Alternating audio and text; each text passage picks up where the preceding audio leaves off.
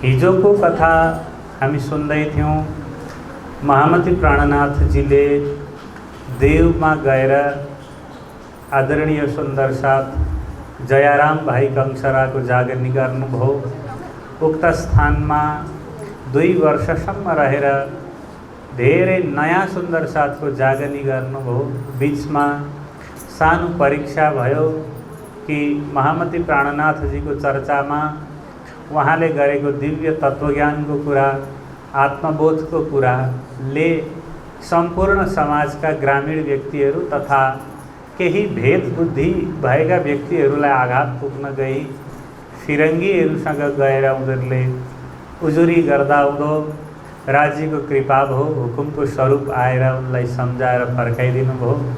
र कोही मान्छे फिरङ्गी आएर कथास्थलीमा हामीलाई समाउँछ अरे भन्ने मानेर बीचबाटै भागे। कृष्ण कन्हैया लाल के।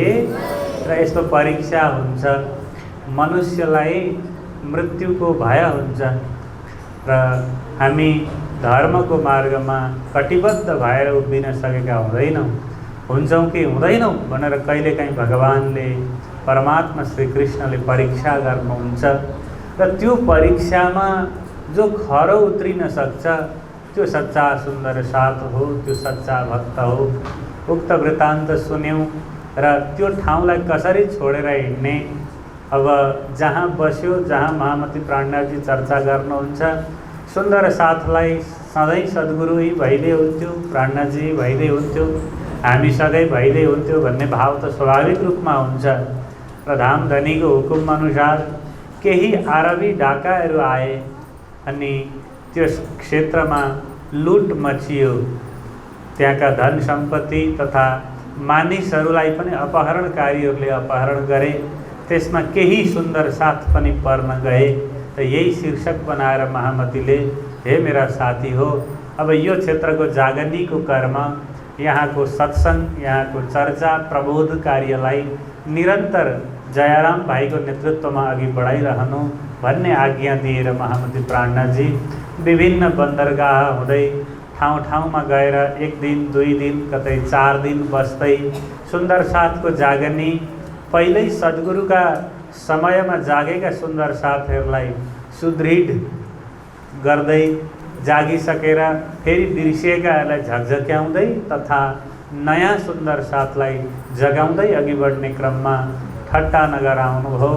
र ठट्टानगरमा रहेर आदरणीय चिन्तामणिजीको जागरण गर्नुभयो महामती प्राणनाथजीले, जो चाहिँ कबीर पन्थका प्रतिष्ठित महन्त हुनुहुन्थ्यो र जसको साथमा 1000 शिष्यहरू थिए भनेर हामीले इतिहासमा सुन्न पाउँदछौँ। र चिन्तामणिजीको जागरनी प्रकरण भयो र उहाँलाई किरन्तनका चौपाईहरू, सोनोरे शतके बन्जारे आदि गरेका कीर्तन अवतरित भए। र जबसम्म मनुष्यको हृदयमा ज्ञानको, मानको, सत्ताको, पदको अहङ्कार रहिरहन्छ, ज्ञान गुमान भन्नुहुन्छ महामती प्राणनाथजी, त्यो रहिरहन्छ। अथवा समग्रमा भन्दा जे केहीको पनि जबसम्म मेरो हृदयमा अहम रहन्छ, म यस्तो हो भन्ने भाव रहन्छ, तबसम्म धनीको मेहेर हुँदैन, परमात्माको कृपा दृष्टि जीवलाई पर्दैन। र जबसम्म अहङ्कारले म होइन, म वस्तुतः छुइनँ, वास्तविक सत्ता भनेको भगवानको मात्रै हो, ब्रह्म सत्यम जगन् मिथ्या, एको ब्रह्म द्वितीयो नास्ति, स एव सर्वत्र तस्यैव सत्ता भन्ने बुद्धि जब जीवमा आउँछ, मेरो केही छैन, म केही छुइनँ, सम्पूर्ण सारा सर्वस्व नै भगवानको हो। वेदले भन्छ, ईशावास्यमिदं सर्वं यत्किञ्च जगत्यां जगत् तेन त्यक्तेन भुञ्जीथा मा गृधत् कस्यचित् धनं। सम्पूर्ण कुरा नै ईश्वरीय हो भन्ने भाव आएर अलिकति पनि गाँठो हृदयमा रहन्जेल भगवानको दर्शन हुँदैन। महामती प्राणनाथजीले त्यो भावनालाई तोड्नुभयो र सुन्दर साथ जो मुमुक्षु आत्मा हो उसले उक्त व्याख्यान सुन्दा, मान गुमान तोड्ने कुरो सुन्दा गलित गाध हुन्छ, रुन्छ भन्ने, जसको मन, जसको इच्छा, जसको कामना संसारकै मान प्रतिष्ठा, धन सम्पत्ति, ऐश्वर्यमा रहेको हुन्छ, उसलाई यस्ता कुराहरू मिठा नलाग्न पनि सक्छन्, उसलाई यी कुराहरू अलिकति तितो लाग्न पनि सक्छ।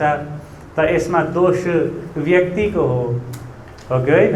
त भगवानको नाम सुन्दा त मिठो लाग्नु पर्ने हो। शास्त्रले भन्छ मधुर मधुर गीतम मङ्गलम मङ्गलानां सकल निगमवल्ली सत्फलम चित्स्वरूपम सकृदपि परिगीतम श्रद्धया हेलया वा भृगुवर नरमात्रम तारयेत् कृष्ण नाम। हे भृगुवर, प्रत्येक नरलाई तार्ने नाम भनेको त कृष्ण नाम पो हो त, जुन अत्यन्तै मधुर छ, मिठो छ। र त्यो मधुर मिठो, मधुरको अर्थ हुन्छ गुलियो। त्यो मिठो नामलाई ग्रहण गर्न हृदय सफा चाहिन्छ है, अरू केही चाहिँदैन। यस्तो यति रुपियाँ चाहिन्छ, यतिवटा घर चाहिन्छ भन्ने भगवानको केही कन्डिसन छैन हो। त विभिन्न देवोपासनामा विभिन्न सामग्री चाहिन्छ नि, फलानु रङको कपडा, फलानु रङको फुल। भगवानको अगाडि, कृष्णको अगाडि केही चाहिँदैन। जम्मा के चाहिन्छ भनेको छ, दिल चाहिँ साफ राख्नु भनेको छ। त्यहाँ अलिअलि अहङ्कारका काला थोप्ला थोप्लीहरू चाहिँ हुनु भएन भनेको छ। र जो साफ दिल सुहागनी कबहु न दुखावे किन्न। साफ दिल, महामतीले बाणीमा भन्नुहुन्छ, दिल चाहिँ सफा चाहियो है। अरू बाहिर भुइँ घोटी घोटी टाइल्स मार्बल पुसेको सफाइलाई ध्यान दिँदैन, तर हृदयमा अलिकति पनि क्लेश रह्यो भनेदेखि भगवानको बस्ने ठाउँ हुँदैन। भगवानलाई सफा हृदय मन पर्दो रहेछ। चिन्तामणिले स्वीकारे, म त खाली रहेछु। आफ्ना शिष्य, आफ्ना भक्तहरू, आफ्ना जति पनि फलोवरहरू छन् उनीहरूको अगाडि हात उठाइदे। म आज सबैको सामु महामती प्राणनाथजीको चरणमा समर्पित भएको घोषणा गर्दछु र मैले बोल्ने, मैले बताएका सम्पूर्ण कुराहरू खारेज गरेर मेरो शिष्यगण, मेरो भक्तगण सम्पूर्णलाई महामती प्राणनाथजीले बताए बमोजिमको मार्गको अनुसरण गर्न आग्रह गर्दछु भने। यसो भन्न जोसुकैले सक्छ त सुन्दर साथजी, आफ्नो सम्पूर्ण अस्तित्वै प्राणनाथजीलाई समर्पण गरिदिए र आफू साधारण सेवक भएर, दीन भएर भगवानको नाममा लागे। 5-6 वस्तुको उदक समाउनु भयो। माछ मछली नगर्ने, परदारा चोरी नगर्ने, धूम्रपान मद्यपान नगर्ने, सत्य बोल्ने, यस्ता नीति नियमका आंशिक कुराहरू सम्झाउनु भयो। कतिपय त उसलाई पनि थाहा थिँदै थियो र पनि गुरुको कर्तव्य हो। तपाईँलाई पोहोर बितक सुनेकै हो, पोहोर भने बमोजिम है यसपालि पनि भन्दा त भएन नि त। अब कथा भइरहेछ, सबै आउनु भएको छ, फेरि के त भन्नु पर्यो नि त, पर्यो कि परेन? त केही भन्दै जाँदा 1-2 कुराहरू केही नयाँ आउन सक्छ, केही फरक आउन सक्छ। र सुन्दर साथलाई पनि कस्तो लाग्छ भने त्यही कथा भए पनि फरक अनुभूति चाहिँ हुन्छ। किनभने यो धनीको कथामा नित नित नवले रङ्ग भनेको छ। नयाँ नयाँ रङ्ग उत्पन्न हुन्छ यसमा र बुद्धि पनि प्रत्येक वर्ष प्रौढ हुँदै जान्छ। हाम्रो सोच्ने ढङ्ग, हाम्रो साधना, हाम्रो अभ्यास बढ्दै गएको हुन्छ र पोहोर त्यही श्लोक सुन्दा, त्यही चौपाई सुन्दा खासै ध्यानाकर्षण नभएको, तर यसपालि त्यही चौपाईले हो, त्यही श्लोकले अलिकति हृदयलाई हल्लाउन पनि सक्छ सुन्दर साथजी। त्यो तपाईँको अभ्यासले भएको हो र कुरो त्यति नै हो। घर परमधाम, असज्जड दुःखको खेलमा आएका छौँ, फर्केर मूल स्वरूपमा जानुपर्छ, त्यति नै त हो नि कुरो त होइन र? यति कुरो त 1 मिनट पनि लागेन भन्न। तर किन सुन्ने भन्दा सबैभन्दा समस्या छ मनमा, हृदयमा गाँठो छ। त्यो गाँठो कस्तो छ भने बडो कठिन छ र यो संसारको असज्जड रूपी दाग यति गाढा छ, यसलाई एकचोटि घोड्दा नजाँदो रहेछ। र यो घोटिरहने प्रक्रिया हो कथा, सत्सङ्ग, अभ्यास, कीर्तन भनेको चाहिँ के रहेछ? निरन्तर गरिरहेपछि कुन दिन पुरा सफा हुन्छ, कुन दिन हृदय निर्मल हुन्छ र कतिखेर पूर्ण रूपमा परमात्माको साक्षात्कार गर्न सकिन्छ। आज चिन्तामणिजी जागृत हुनुभयो र यहाँ महामती प्राणनाथजीको चर्चाको क्षेत्र बढ्दै गयो, सुन्दर साथको सङ्ख्या बढ्दै गयो। त्यहाँ सुन्दर साथको जमातमा दुधको सेवा गर्दा रहेछन्। एकजना चतुर नाम गरेका ब्राह्मण लक्ष्मण सेठजी हुनुहुँदो रहेछ। उहाँको ठुलो कार व्यवहार छ, धेरै उद्योगहरू छन्, उहाँको जहाजहरू पनि चल्छन्, गौशाला, कृषि क्षेत्र आदि गरेका सर्वसम्पन्न हुनुहुन्छ लौकिक रूपमा पनि। र आफू स्वयं पनि श्रीमद् भागवतको मिठो कथा गर्नुहुन्छ। आफू सेठजी साउजी भएर गमक्क बसिरहनु मात्रै हुन्न, आफ्ना कर्मचारीहरूलाई ल्याएर लु 1 घन्टा कथा सुन साथी हो भनेर सत्सङ्ग पनि गर्नुहुन्छ। त्यस्ता धर्मनिष्ठ धर्मप्रेमी लक्ष्मण सेठजीकोबाट दुध आउँदो रहेछ सेवामा सुन्दर साथजी। र जुन व्यक्तिले दुध लिएर आउँछन् चतुर नाम गरेका, तिनले दुध लिएर आएपछि दुधको भाँडो खन्याउनु पर्यो, सफा गर्नु पर्यो, 10-15 मिनट त लाग्छ नि त, ठुलो समूह छ। त्यतिन्जेल त्यो दुध खन्याउन्जेल र केही समय अलिकति यताबाट चोरेर केही कथा श्रवण गर्दा रहेछन् तिनले पनि। अनि दिनैपिछे दुध सेवामा आउँदै कथा सुन्दै जाने क्रममा उनले ब्रजराजका कथाहरू सुन्न पाए। ब्रज कहाँ अखण्ड हुन्छ, ब्रह्म सृष्टिको ब्रह्मलीला के हो, यो संसार सृष्टि हुनुभन्दा पूर्व जब ब्रह्मा विष्णु महेश 5 तत्व वेद आदिको उपस्थिति थिएन यो जगतमा, महाप्रकृति हिरण्यगर्भको समेत उपस्थिति थिएन, त्यतिखेर एकमात्र परब्रह्म परमात्मा अक्षरातीत परमधाममा लीला रत हुनुहुन्थ्यो। र उहाँको प्रेमलाई अझै बढाउने इच्छाले ब्रह्मप्रियहरूमा प्रेम रस थप्न यो असज्जड दुःखको संसार बनाइयो। र यो संसारमा सर्वप्रथम परमात्माले 28औं द्वापरमा लीला गर्नुभयो, ब्रजलीला। त्यतिखेर कृष्णको तनमा क्षर, भगवान विष्णुको तनमा गोलोकीनाथ भगवान अक्षरको आत्मा अनि अक्षरातीतको जोशको साथमा लीला गर्नुभयो। र 11 वर्ष 52 दिन पश्चात वंशीनाथ भयो अनि योग मायाको ब्रह्माण्डमा महाराज भयो। अक्षर ब्रह्म जागे अनि अक्षरको कारण र महाकारणमा ब्रजराज अखण्ड भए।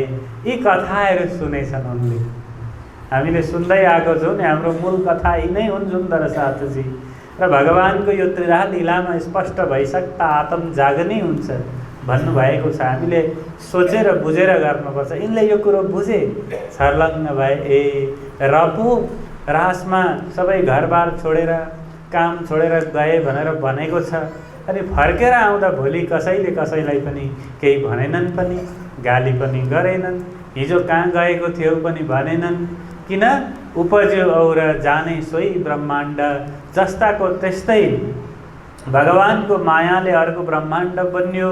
अनि त्यहाँ ब्रह्मप्रियाको जुन लीला भएको थियो, गोपीको तनमा अब वेद ऋचाहरू आएर प्रतिबिम्ब लीला गरे। र जो गए उनीहरू त फर्केरै आएनन्, जो आए उनीहरू भर्खर आउँदैछन्। यो दिव्य लीला आजसम्म सृष्टिमा गोप्य थियो। यो कुरो चतुरा नाम गरेका ब्राह्मणले सुने र गएर लालदासजी महाराजलाई सोधे। उहाँ पनि कथा गर्न हुँदो रहेछ। अनि उनले आँट गरेर भने, गुरुदेव आज मेरो एउटा प्रश्न छ भने। अब साउजी पनि हो, गुरुजी पनि हो, होइन, दुईटै भूमिका छ लक्ष्मण सेठजीको। के छ अनि अहिलेसम्म कसैले प्रश्न गर्ने आँट गर्दैन, यसले के भन्न आँट्यो, लु भन् भनेर लालदास महाराजले भन्नुभयो। त उनले भने, कहाँ ब्रज अखण्ड क्यों कर, कहाँ रास अखण्ड, ये तो तुम कहता हो न्यारा जो ब्रह्माण्ड। ब्रज कहाँ अखण्ड भो, रास कहाँ अखण्ड भो। तपाईँ भन्नुहुन्छ यो ब्रजरासको लीला त ब्रह्माण्डभन्दा न्यारा, न्याराको अर्थ हुन्छ टाढा, अलग, भिन्न हो, ब्रह्माण्डभन्दा भिन्न छ।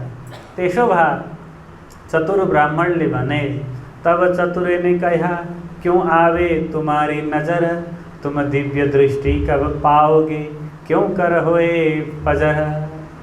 एकछिन सोधे, अट्मकाउनु हो लालदासजी महाराज, लक्ष्मण सेठजी, होइन यसले के भन्छ। अनि प्रश्न थप्नु हो, जब यो 14 लोक ब्रह्माण्ड 4 प्रलयमा नाश हुन्छ, त्रिगुणको नाश हुन्छ, 5 तत्व नाश हुन्छ, तब त्यो अखण्ड ब्रजराज कहाँ रहन्छ, लु भन, भन्नुहोस् सेठजी भनेर प्रश्न गर्दा लालदासजी महाराजजी छक्क पर्नुभयो।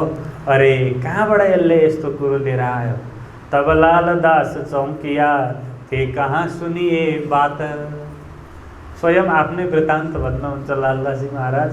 पछि गएर उहाँ नै लालदासजी भन्नुभयो, अरे तैँले कहाँ सुनिस् यस्तो कुरो, यस्तो त कसैले प्रश्नै ल्याउँदैनथे, यस्तो कुरो कसैले गर्दैनथे, कहाँबाट तैँले यो कुरो लिएर आइस् भन्दा अब ल्याइयो नि, हामी पनि यसो खोजबिन गरिन्छ महाराज। हामी पनि अब आफूले सिकेको कुरो मान्छेले फट्टै भनिहाल्दैन है, हो कि होइन? तपाईँ हामी पनि हतपत भनिहालिँदैन नि केही कुरो चाल पाइयो भनेदेखि, अलिक खोजोस् न उसले पनि, होइन? त लालदासजीलाई भन्नुभयो चतुराजीले, अब हामी पनि खोजबिन गर्छौँ, अध्ययन गर्छौँ होला भन्दै जाँदा एकजना सन्त आउनु भएको छ ठट्टानगरमा। परम प्रतापी हुनुहुन्छ, परम ज्ञानी हुनुहुन्छ। उहाँले सम्पूर्ण वेदका, पुराणका, उपनिषदका, भागवतका सम्पूर्ण शास्त्रको जुन गूढ रहस्य हो, सनातन धर्मको जुन बीज तत्व हो, त्यो बीज तत्व पक्राउँदै हुनुहुन्छ। किनभने हाम्रो वैदिक सनातन धर्मको प्राण भनेको आत्मा हो। हाम्रो के हो? आत्मा हो। सनातन धर्मले आत्मालाई जान्नुमा प्राथमिकता दिन्छ र अरू देखिएका संसारमा चलिआएका रीतिथिति, परम्परा, संस्कृति, प्रथाहरू भनेका लौकिक हुन्, मान्छेले बनाएका हुन्। यी आज छन् भोलि छैनन्। गाउँ पिछेका, हो कि होइन? थर पिछेका, जात पिछेका, सम्प्रदाय पिछेका आफ्ना पद्धति छन्। विवाहको आफ्नो पद्धति छ, घर पैँचोको आफ्नो पद्धति छ, धामगमनको बेला गर्ने संस्कारहरू जातै पिछेका आफ्नो छ। कतिपयमा केस काट्नै पर्दैन, कसैको 3 दिनमा सकिन्छ, कसैको 5 दिनमा, कसैको 13 दिनमा। कोही दसैँमा सेतो टिका लाउने छन्, कोही रातो, होइन? त यो रातो, सेतो, पहेँलो, हरियो यो सबै सनातन होइन साथीहरू। यो त संस्कृति हो, लोक संस्कृति परम्पराहरू हुन्, हाम्रो सामाजिक मूल्य र मान्यताहरू हुन्। तर सनातन धर्मको बीजमा छ आत्मा, र यो आत्माले आफ्नो मूल स्वरूप परमात्मालाई जान्नुपर्छ। वेदको वचन छ, आत्मा वा अरे द्रष्टव्य, श्रोतव्यो, मन्तव्यो, निध्यासितव्यश्च। त सनातनी म हुँ भन्छ कसैले, र म सनातन धर्मको उपासक हुँ, म हिन्दू हुँ भन्छ भने उसको प्रथम कर्तव्य हुन आउँदछ उसले वेद पढ्नुपर्छ, उपनिषद पढ्नुपर्छ, भगवद् गीता पढ्नुपर्छ र आत्माको अनुष्ठान गर्नुपर्छ। किनभने सुन्न योग्य आत्मा, जान्न योग्य आत्मा, मनन गर्न योग्य आत्मा, निधिध्यासन गर्न योग्य मात्र आत्मा हो। र आत्मालाई छोडेर अन्य विषयमा जीव लाग्छ भने दुःख पाउँदछ। किनभने प्रकृति पदार्थको क्षणभङ्गुरताको कुनै पारावार छैन। र मेरो बिहानदेखि बेलुकासम्मको कर्तव्य आत्मजागनीको, आत्मबोधको लागि हुनुपर्छ भनेर महामती प्राणनाथजीले सर्वशास्त्रबाट बोध गराउनुहुन्छ। खोज्दै आउँदाखेरि अब चतुरा ब्राह्मणको सल्लाहमा यहाँ महामती प्राणनाथजीको चर्चाको ठाउँमा आइपुग्नुभयो। कसैले भने होइन, लक्ष्मणजीलाई आउन दिनु हुँदैन, काहु काहु ने मने करी फेर मेहर करी उनके बाबा। होइन, ती पनि अब के हुन्, पण्डितजी हुन्, ज्ञानी छन्, आर अर्थ केही भनिदिन्छन् कि त उनलाई आउन दिनु हुँदैन भनेछन् केहीले चाहिँ नि। त हामीमा त्यस्तो भावना हुन्छ, कोही अर्को व्यक्ति आएर वा अन्यथा बोलिदिन्छ कि हाम्रो एउटा प्रसङ्ग छ, हाम्रो एउटा धुन छ, होइन, हामी एउटा पद्धतिमा गइरहेको छौँ वा बिथोल छ कि भन्ने पनि हुँदो रहेछ। अथवा उहाँको विचार पनि खरो रूपमा कतै दिनुभएको रहेछ उहाँले वक्तव्य। धामधनीले भन्नुभयो साक्षात् प्राणनाथजी हुनुहुन्छ, होइन उहाँलाई निसन्देह आउन दिइयोस्, किनभने उहाँ हाम्रो साथी हुँदै हुनुहुन्छ भविष्यमा। आएर सुन्नुभयो, भई चर्चा ब्रज की देखी सुनी सब कान, फेर के लाल घर आए रहा कदमो दिल मोमिन। चर्चा सुन्नुभयो, ब्रजराजको चर्चा भयो। त्यो ब्रजराजको चर्चा खोलिदिनु भयो, किनभने भागवतमा श्रीमद् भागवतको दशम स्कन्धलाई प्राण बनाइन्छ। दशम स्कन्धको पनि विशेष गरेर रास पञ्चाध्यायी, जहाँ ब्रज र रासको अर्थ खोलिएको छ। र सारा कृष्ण भक्तहरू हेर्नुहोस्, कृष्णलाई मान्ने, कृष्ण नै ब्रह्म हो भन्ने हाम्रो सनातन समाजमा धेरैवटा सम्प्रदायहरू छन्। हो, राधा वल्लभ सम्प्रदाय भयो, श्याम सम्प्रदाय भयो। अनि निम्बार्क सम्प्रदायले पनि राधाकृष्ण भगवानलाई नै केन्द्रमा राखेर उपासना गर्नुहुन्छ। कृपालुजी महाराजले यसलाई नै केन्द्रमा राख्नुहुन्छ। कृष्णदेखि बाहेक अरू सबको छोड दो, ठाडो भनिदिनुहुन्छ, सबको इग्नोर गर्दो भन्नुहुन्छ। सुन्नुभएको छ नि हजुरहरूले, एक कृष्णलाई ल्याऊ अरू सब छोडिदेऊ त भनिरहनु भएको छ नि आचार्यहरूले, हो कि होइन? त हरे कृष्ण भन्ने साथीहरू, इस्कोनका साथीहरू पनि कृष्णलाई नै केन्द्रमा भन्नुहुन्छ र कृष्ण नै ब्रह्म हो, कृष्ण नै भगवान हो भन्ने सम्प्रदायहरू, आचार्यहरू, गुरुजनहरू धेरै हुनुहुन्छ संसारमा। त्यति हुँदाहुँदै पनि कृष्णको अक्षरातीत तत्त्व जुन भेद हो, तत्त्वमीमांसा हो, त्यो तत्त्वमीमांसा चाहिँ सद्गुरु श्री देवचन्द्रजी महाराजले स्वयं धामधनी अक्षरातीत श्री कृष्णको कृपाले गर्नुभयो। र सरल भक्तहरू हामीलाई सोध्नुहुन्छ कहिलेकाहीँ, हजुरहरू प्रणामी, हजुरहरूको कृष्ण अर्कै हो र? अरूहरूको कृष्ण, पाटनमा पनि कृष्ण मन्दिर छ, गोठाटारमा पनि कृष्ण मन्दिर छ, हो कि होइन? एकदम बेसिक कुरा गर्दैछु म यहाँ। अनि कृष्ण त एउटै होइन र? जहाँ गरे पनि कृष्णको सेवा पूजा एउटै होइन र? के फरक छ भन्ने खालको सामान्य जिज्ञासा भावकहरूलाई, रसिक श्रोताहरूलाई हुँदछ। त के हो भन्दा भगवानको लीलाको भेद हो। भगवान त एउटै हो, परमात्मा अक्षरातीत श्री कृष्ण एउटै हो, तर भगवानको अंशांश कला पूर्ण अवतारहरू छन्। अंश माने अलिकति थोरै शक्तिले गर्ने कार्य, जस्तो वडाध्यक्षले पनि गरेको कार्य सरकारले नै गरेको हो नि त, हो कि होइन? तर त्यो क्याबिनेटबाट पास चाहिँ गर्नु पर्दैन त्यो कुरोलाई, उसले अंश रूपमा कार्य गरिदियो। उसले दिने सिफारिसहरू, उसले गरेका निर्णयहरू अंश अवतार जस्तो हो, अंश शक्तिले नै काम गर्यो। सिङ्गो नेपाल सरकार मूल हो भने त्यसको अंश हो। त्यसले अलिक भएन भने नगरले गर्छ, हो कि होइन? त्यो अलिकति त्यहाँ पनि 2-4 अंश प्लस छ। त्यसै गरेर मन्त्रीहरूले गर्ने जो निर्णय हो र समुच्चय सरकारको जो निर्णय हो, र समुच्चय मूल सरकार भनेको चाहिँ परमात्मा अक्षरातीत कृष्ण हो। र कृष्ण नै नाम गरेर भगवानले अवतार लिनुहुन्छ, धरतीमा आउनुहुन्छ र भगवान विष्णुको अवतारलाई पनि कृष्ण भनियो।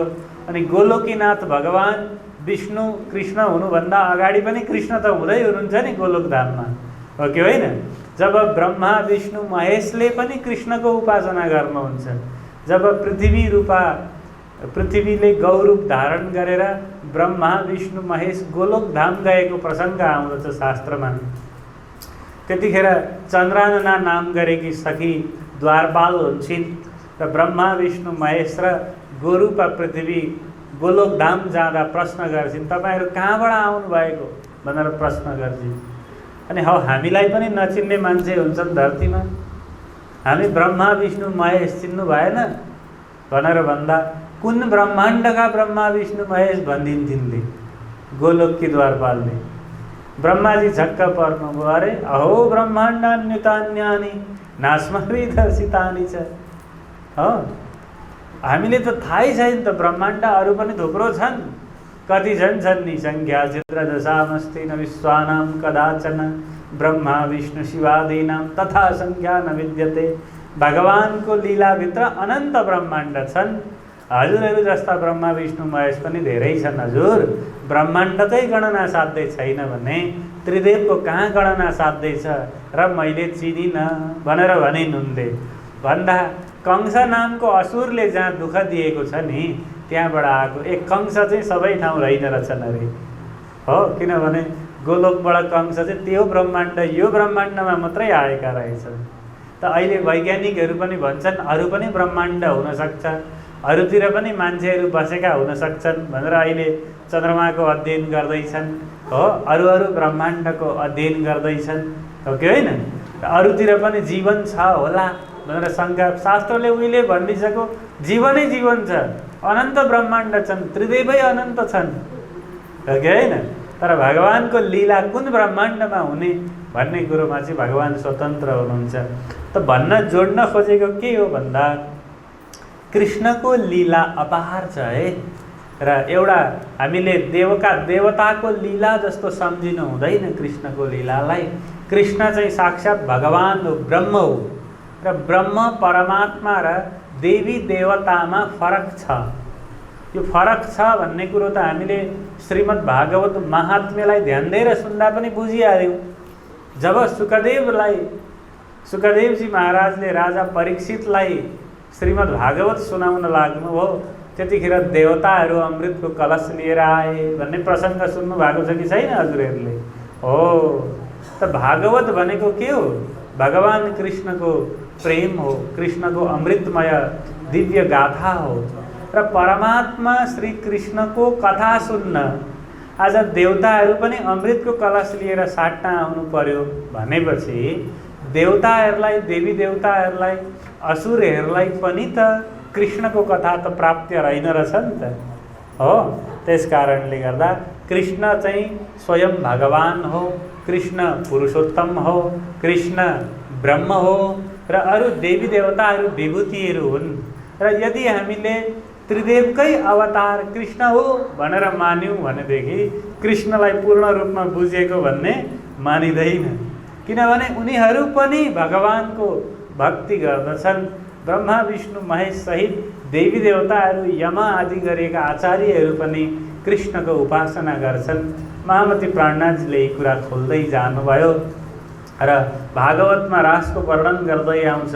दृष्ट्वा कुमुद्वन्तमखण्डमण्डलं रमाननाभं नवकुङ्कुमारुणं वनं च तत्कोमलगो विरञ्जितं जगौकलं वामदृशां मनोहरम्। अत्र यहाँ दृष्ट्वा कुमुद्वन्तमखण्डमण्डलम, यहाँ अखण्ड मण्डल शब्दले दुईटा अर्थ दिएको छ। चन्द्रमाको एउटा पूर्ण चन्द्रमाको अखण्डता तथा योगमायाको ब्रह्माण्ड चाहिँ अखण्ड मण्डल हो। यो क्षर नश्वर संसार अन्तर्गतको होइन, यो चाहिँ क्षर ब्रह्माण्डदेखि पर बेहदमा भएको लीला हो भन्ने सङ्केत गर्दछ। र यो अखण्ड मण्डलमा भएको लीला अक्षर ब्रह्मले आफ्नो कारणमा धारण गर्नुभयो र अक्षरको हृदयमा जुन लीला भयो, नास्यं ज्ञानं ब्रह्म सृष्टि विना कस्यापि जायते अक्षर ब्रह्म हृदय वास्तवीं विद्धि शाङ्करी ब्रजभूम्यां च या लीला सा प्रोक्ता व्यवहारिकी। माहेश्वर तन्त्रमा महादेवले पनि यो रहस्य पार्वतीलाई सम्झाउने क्रममा भन्नुभयो, हे देवी, अक्षर ब्रह्म हृदय वास्तविक विद्धि शाङ्करी। अक्षर ब्रह्मको हृदयमा जुन लीला अखण्ड भयो त्यसलाई चाहिँ वास्तविक सम्झाए। अनि ब्रजभूम्यां च या लीला, फेरि प्रतिबिम्ब लीला हो, त्यो व्यवहारिक लीला हो। त्यस कारणले गर्दा अखण्ड वृन्दावनमा भएको नित्यं वृन्दावनं नाम ब्रह्माण्डोपरि संस्थितं पूर्ण ब्रह्म सुखैश्वर्यं नित्यमानन्दमव्ययम् भनिरहेको छ। शास्त्रले के भन्छ? नित्य वृन्दावन भनेको त ब्रह्माण्डोपरि संस्थितम, ब्रह्माण्डबाट उपरि भनेको माथि।